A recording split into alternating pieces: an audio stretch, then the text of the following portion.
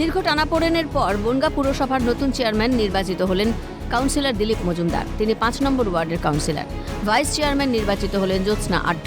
শনিবার ২০ জন কাউন্সিলরের উপস্থিতিতে চেয়ারম্যান নির্বাচিত হলো বলে জানিয়েছেন পুরসভার আধিকারিক। তলবি মিটিং ছিল, যে তলবি মিটিং এ সহমতের ভিত্তিতে মাননীয় দিলীপ মজুমদার ৫ নম্বর ওয়ার্ডের কাউন্সিলর, উনি চেয়ারম্যান হিসেবে সর্বসম্মতিক্রমে নির্ধারিত হলেন। ভাইস চেয়ারম্যানের ব্যাপারে চেয়ারম্যান সাহেব ঠিক করবেন, কিন্তু সবাই এখানে একমত হয়েছেন যে মাননীয় জ্যোৎস্না আঢ্য উনি ভাইস চেয়ারম্যান হিসেবে ইলেক্টেড হবেন।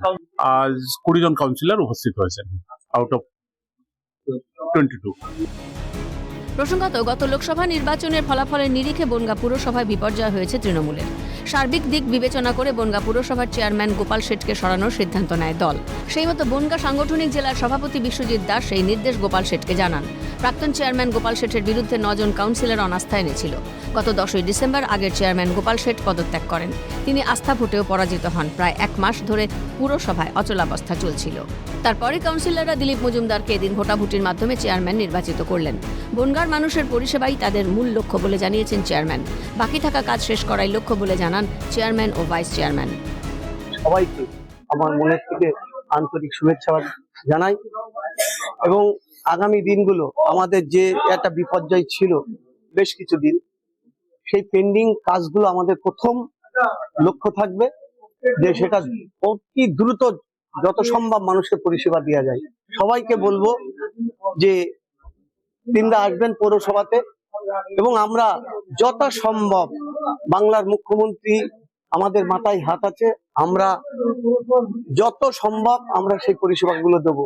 এবং যদি কোনো ক্রিটিক্যাল কাজ পড়ে আছে, পেন্ডিং কাজ আছে, আমি প্রতি রোববার ১১টা থেকে ১টা অবধি সাধারণ মানুষের জন্য পৌরসভা খোলা থাকবে এবং তাদের সুখ দুঃখের যে সমস্যাগুলো আছে আমরা শুনবো এবং আমাদের কাউন্সিলরদের নিয়ে সেইগুলো আমরা অতি দ্রুত সেগুলো নিষ্পত্তি করবো। কি সরানো হয়েছে না সরানো হয়েছে সেটা আগের ব্যাপার, আমি আগের প্রসঙ্গ টেনে কথা বলবো না। চেয়ারম্যানকে সঙ্গে নিয়ে আমি ভাইস চেয়ারম্যান জ্যোৎস্না আঢ্য বনগাঁর মানুষের যেভাবে ২০১০ সালে উন্নয়ন করেছি, ক্ষমতায় ২০১১ সালে আমাদের নেত্রী এসেছিল, নেত্রীর হাত দিয়ে বনগাঁয় উন্নয়ন ৪ বছর অনেকটাই থমকে গেছে। সেই উন্নয়নগুলো আবার সমস্ত কাউন্সিলর বনগাঁর মানুষকে নিয়ে উন্নয়ন করতে হবে। প্রথমে আমাদের ফার্স্ট কাজ হলো দেখতে হবে জল প্রকল্পটা কোন জায়গায় গিয়ে থমকে আছে। জল প্রকল্পটা বিধানসভা ভোটের আগেই আমাদের বাড়ি বাড়ি পৌঁছাতে হবে। শুভেচ্ছা জানানোর পাশাপাশি রাজনীতি না করার কথা মনে করিয়ে দিলেন বিজেপি নেতা দেবদাস মণ্ডল। আপনাকে মনে রাখতে হবে, আপনি যে চেয়ারে বসছেন সেই চেয়ারটা সাধারণ মানুষের জন্য। ওই চেয়ারে বসে আশা করি আপনি রাজনীতি করবেন না।